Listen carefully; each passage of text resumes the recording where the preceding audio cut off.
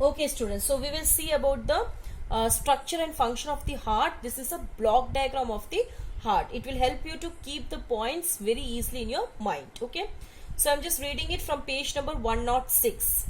The heart is a muscular organ which is as big as our fist. You all know that the size of our heart is just a fist size. Like if you just make a fist of your hand, okay, then this is the size of the heart, right?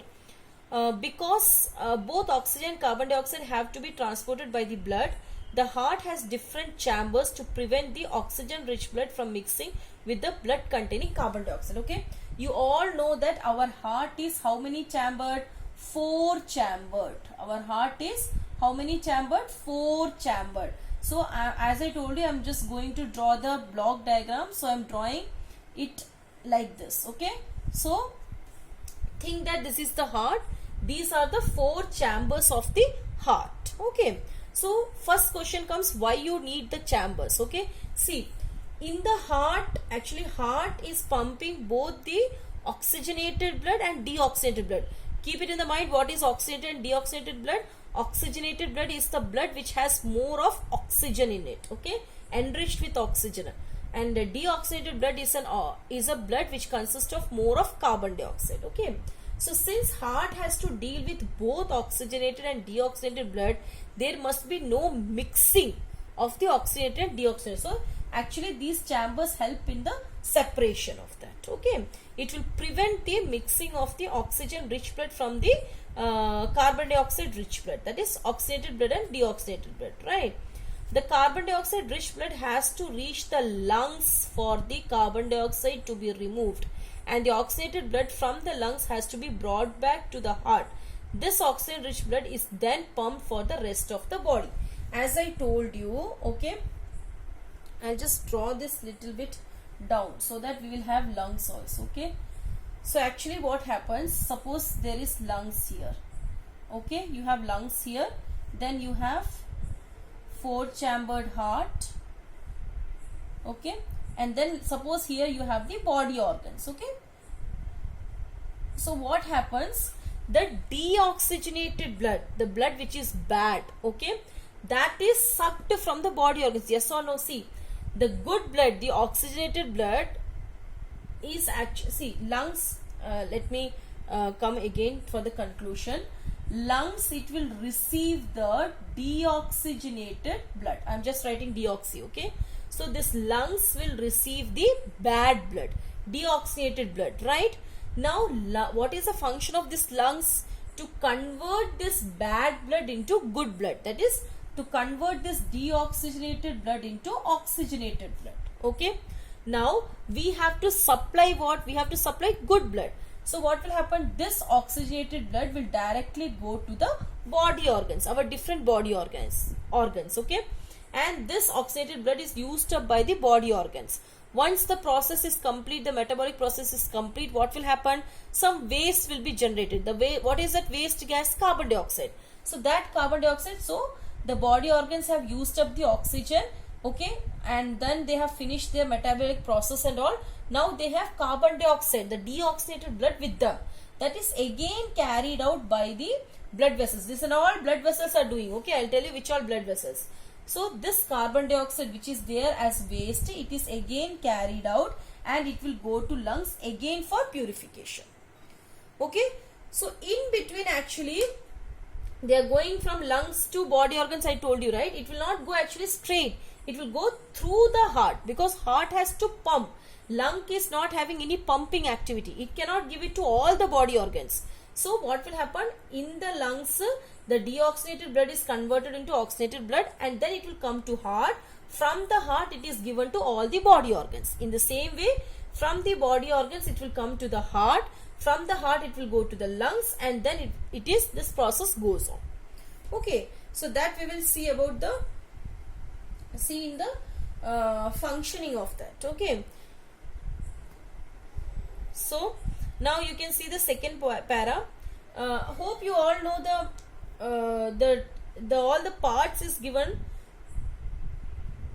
Parts are given in the figure 6.10. Okay, so this is called as left atrium, okay, and this is called as the left ventricle, Okay, in the same way you have the right atrium and right ventricle. These are the four chambers name. Okay, so now I am just reading the second para. We can follow this process step by step. Oxygen rich blood from the lungs. Okay, here this is the step number 1. Okay, according to your book. So oxygenated blood from the lungs. Okay, oxygen rich blood means what blood? Oxygenated blood. Okay, from the lungs comes to the thin walled upper chamber of the heart on the left, that is left atrium. Okay, I am just rubbing this and I will show you the process again, right?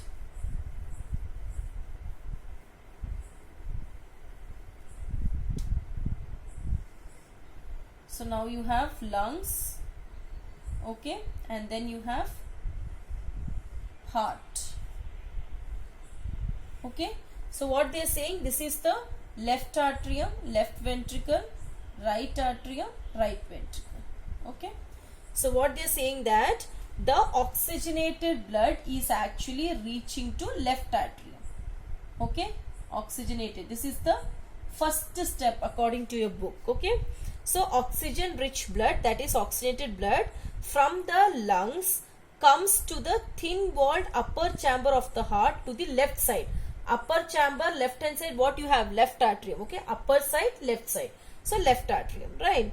The left atrium relaxes when it is collecting this blood. Now what happens? There is a gap here which is called as valve. Okay, so blood can go from here to here, but it cannot go back because you have the valves there which will prevent the backflow. That is given in the last valves. You can see, I'll tell you. Okay, now just for the time being, you keep it in the mind that blood can go from top to the bottom but not from bottom to the top. It has only unidirectional flow. Okay, so what happened?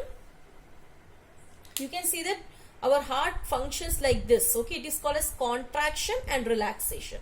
Okay, so what happened when this left atrium has to collect the blood, what will happen? It will relax. Okay, it is in the open condition. Okay, so when it is in the open condition, what will happen? The oxygenated blood is received by the left atrium. Then suddenly what will happen? Because heart has to contract and relax. So next time what will happen? It will contract. So when this left atrium contract, what will happen? A pressure is created on this chamber. So suddenly what will happen? Whatever blood was here in the left atrium is squeezed and it will come to what? Left ventricle. Are you able to understand? That's why they have written that when left atrium is in relaxed condition, it will get the oxygenated blood from the lungs. Okay, and then what happened? Left atrium will contract. So when it contract, what will happen? The blood will flow from the left atrium to left ventricle. Okay, so I'm just reading from the book. The left atrium relaxes when it is collecting this blood. It then contracts while the next chamber, the left ventricle, relaxes. So when this left atrium is contracting, left ventricle will relax, because when it is relaxing only, it will get the blood from the left atrium, right? So that the blood is transferred to it.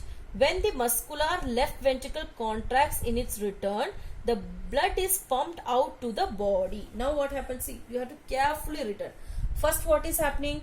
Left atrium is relaxing. So when it is relaxing, what is happening?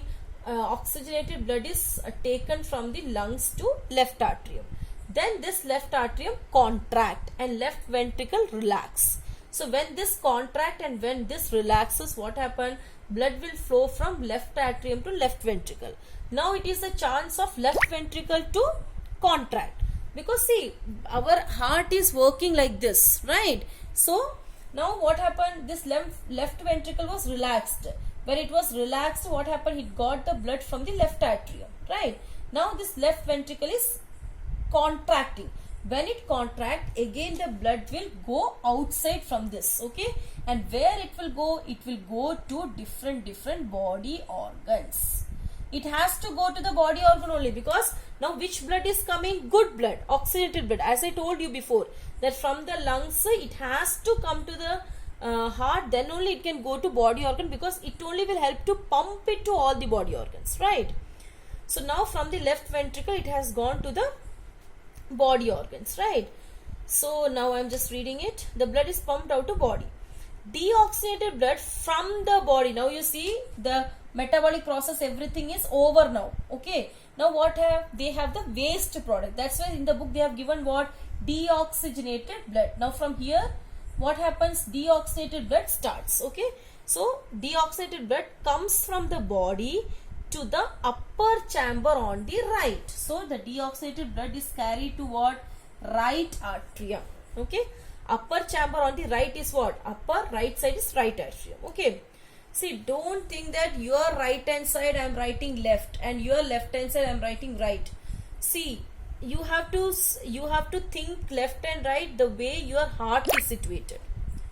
Okay, so don't change this. If you write here right atrium and you write here left atrium, then it will go wrong.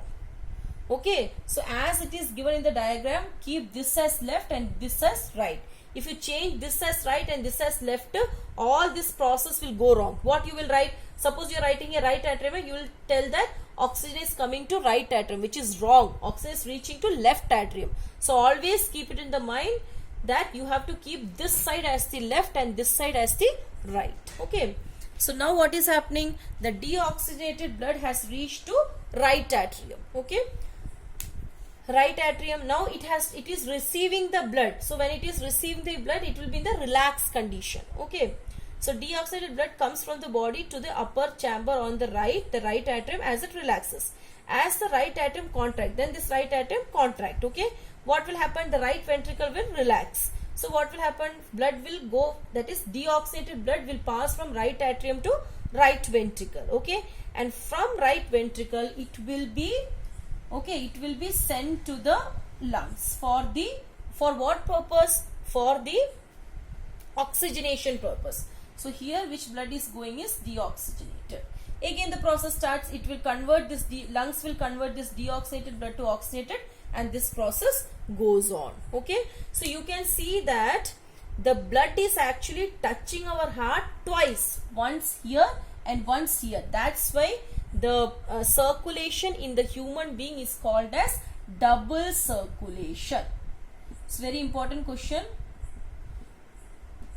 You can see on page number 106, last line, last two lines. On the other hand, see, in the fish and all, they say that they will touch the heart only once, but in the human being they will touch the heart twice. Okay, that's why the circulation in the vertebrates, okay, vertebrates, even human beings comes in the vertebrate, right? It's called as double circulation. Okay, then they have given valves. Okay, so I told you, right, these openings are called as valves. Why they have given valves here?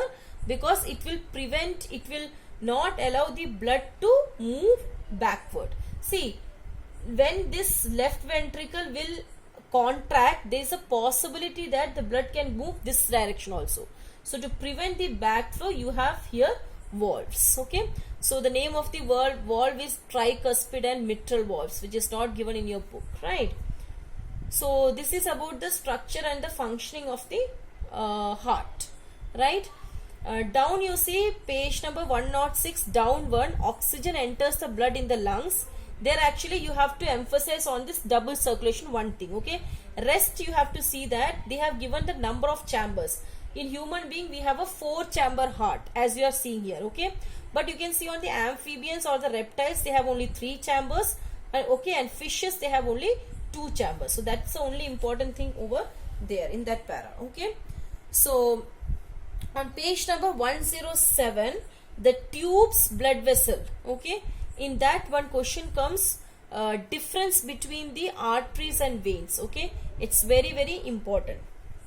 Difference between that para, there are 2 questions possible. Difference between arteries and veins they will ask you, and they'll ask you what are the capillaries. Okay, we'll just discuss on that.